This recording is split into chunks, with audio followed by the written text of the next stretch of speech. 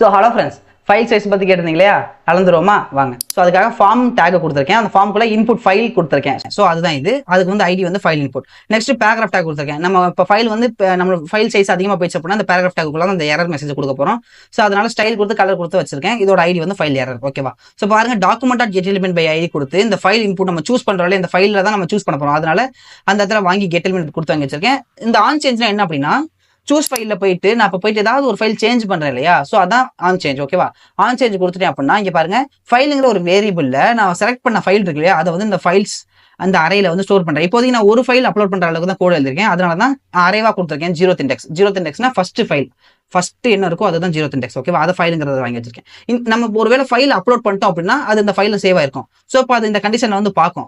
Okay, file upload பண்ணிருக்கான், அப்போ true அப்படின்னு சொல்லிட்டு நெக்ஸ்ட் கண்டிஷன் உள்ள போகும். ஓகேவா? ஸோ பாருங்க, இந்த கண்டிஷன்ல வந்து நான் ஃபைல் சைஸ் இந்த 1024 என்ன அப்படின்னா ஒரு கேபியோட வேல்யூ வந்து 1024. இது ரெண்டத்தையும்